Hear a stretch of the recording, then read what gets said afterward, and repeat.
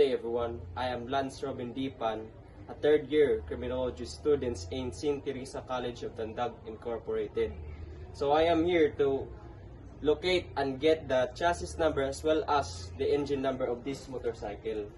So this is our materials, which is the bond paper, a scissor, a scotch paper, and a carbon paper.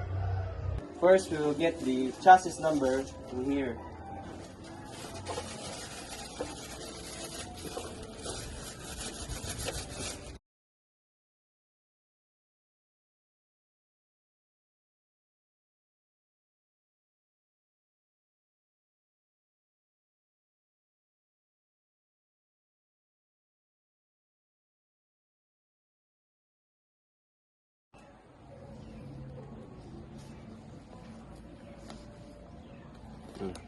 Next is the engine number.